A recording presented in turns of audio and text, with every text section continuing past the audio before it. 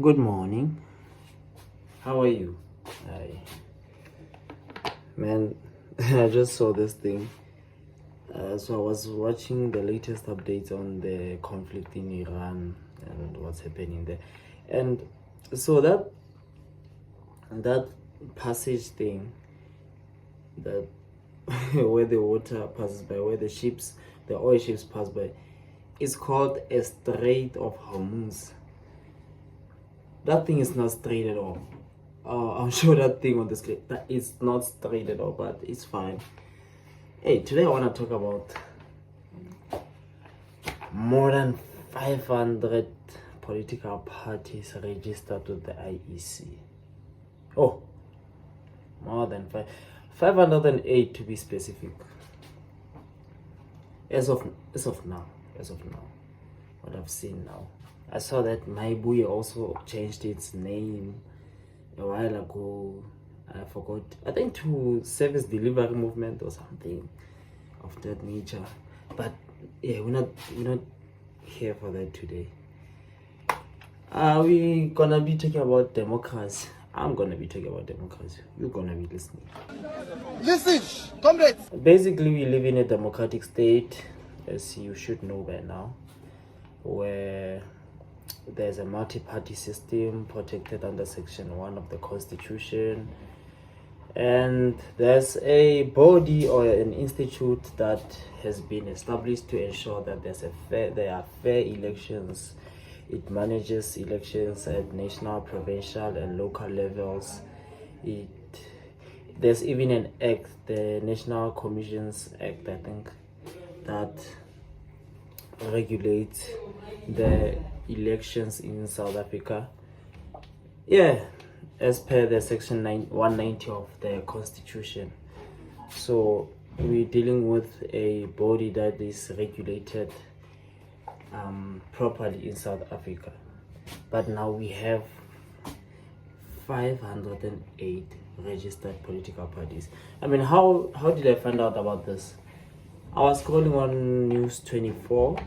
Yeah, I was scrolling on News 24 and I saw this article where the IEC was raising a concern of the long list of political parties in the ballot.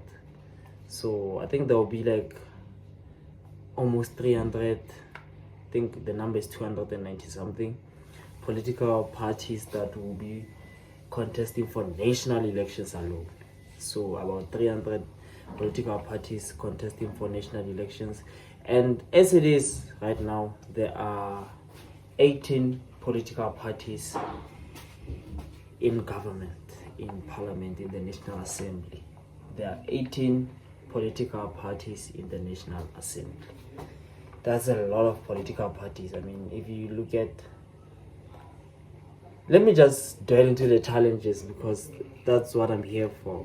Like, as soon as I heard that there are this many political parties, It's too much in the South African Parliament, and as soon as I heard that there are this many political parties that are registered for the elections, I immediately thought about, I mean, when you're dealing with this big number, you ought to have challenges in governance. And the first one, I think, might be the most popular one, would be the coalitions that are happening in South Africa. I mean, one of my friends told me the other day that I say I mean a lot. So I mean, the coalition is a problem in South Africa. It's because we saw it in Johannesburg. We saw where that I won't be mentioning the names of political parties, but we saw that some political parties cannot really coexist in South Africa, and that just causes instability in governance. There's instability in governance. Due to that, there's slow decision making. I mean, if you're dealing with political parties that are not willing to coexist, there'll obviously be small decision making, slow decision making. And you get political parties that are now proving a point. It's not that if there's a policy that is to be deliberated upon or passed or something, a law that has to be passed, other political parties challenge that policy just to get public views, just to get leverage over the other political parties. So it's really causing instability in governance, and we've got to see that, especially when I was reading on the coalitions, that smaller political parties become powerful. Smaller political parties become powerful in a sense that because they have 1, 2, 3 seats in parliament. I mean, you look at a party like the Good Party, it has 1 seat in parliament. I think PAC has about 2 or 3, and all those other parties. UDM also has like 3. These smaller parties, and Bosa has, I forgot how much Bosa has, I'll confirm.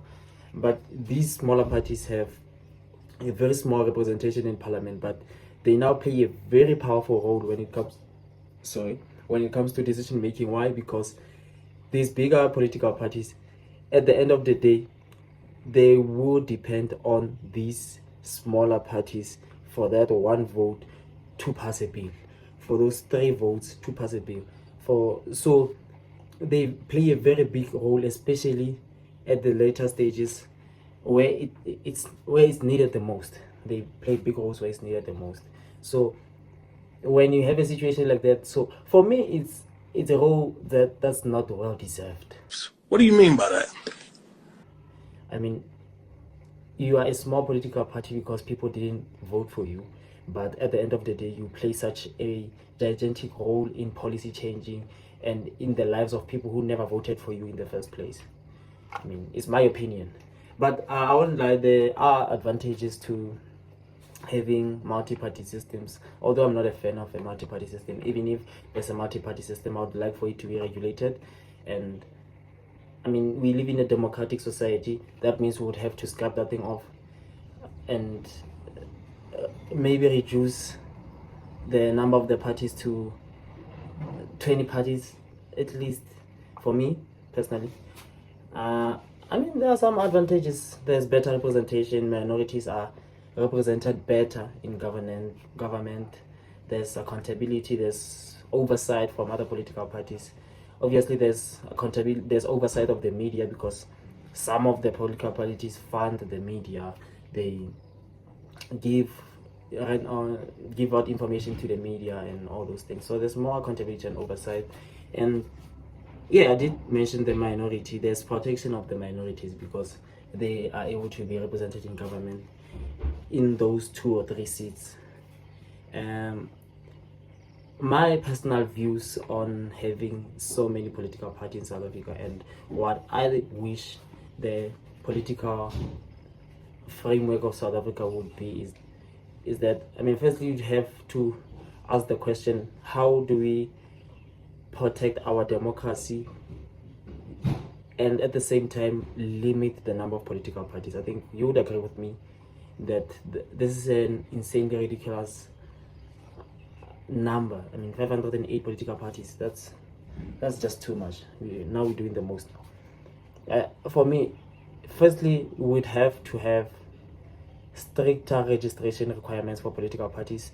I don't think the IEC is doing a good job at verifying signatures because there's a threshold for signatures. You must have certain number of signatures for you to register a political party. I don't think the IEC is doing a good job when it comes to doing a background check and verifying all those things, because the number of political parties is just telling you that the IEC is just doing a bad job.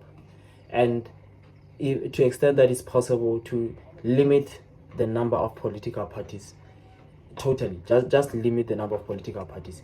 We don't have to be like the United States of America where they have 2 major parties and that's it. No, we can have maybe 20, man. 20 is enough. For me, 20 is enough, more than enough. I think everyone can find representation in 20 parties because South Africa is a very diverse country. I'll concede that one. South Africa is a very diverse country. We have so many languages, so many cultures, so many ethnic groups, races, and all those.